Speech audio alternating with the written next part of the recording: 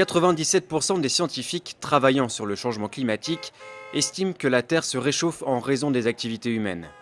Pour bien comprendre la responsabilité de l'homme dans ce phénomène, il faut d'abord s'intéresser à un mécanisme qui, lui, est parfaitement naturel, l'effet de serre.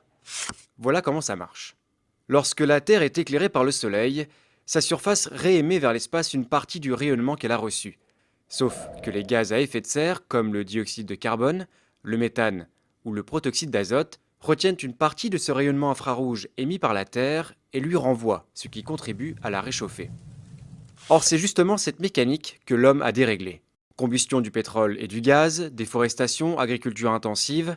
Depuis la révolution industrielle, les activités humaines émettent de grandes quantités de gaz à effet de serre, principalement du dioxyde de carbone et du méthane. Ces gaz s'accumulent dans l'atmosphère et atteignent désormais des niveaux records. Pour le CO2, par exemple, sa concentration est passée de 270 parties par million à la fin du 19e siècle à près de 400 parties par million aujourd'hui. C'est la concentration la plus forte depuis 800 000 ans au moins. Conséquence, l'effet de serre s'intensifie.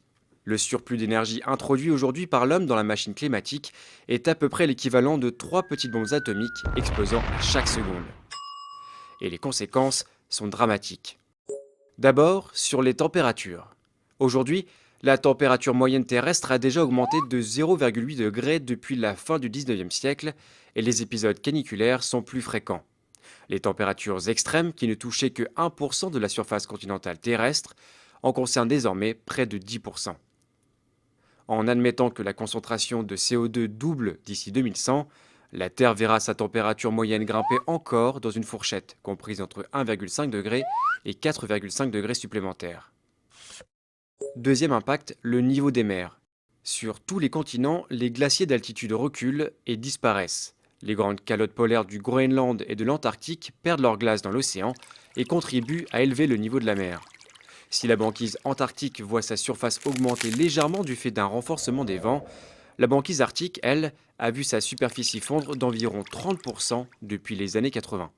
Résultat, le taux moyen d'élévation de l'océan est aujourd'hui d'environ 3,3 mm par an, mais ce taux est appelé à s'accroître à mesure que les émissions se poursuivent.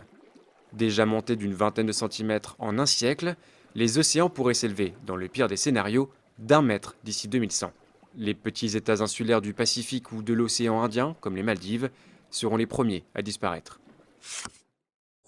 Troisième élément directement touché par le réchauffement climatique, les précipitations.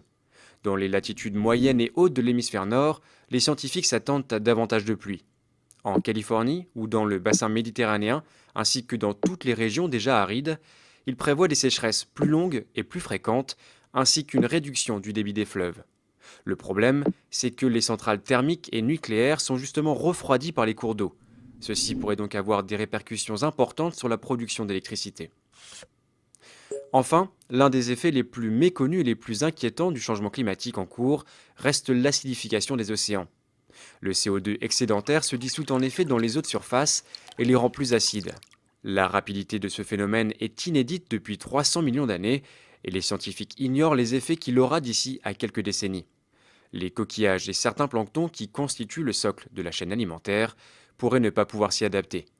Leur disparition aurait un impact direct sur l'ensemble des espèces, l'homme compris.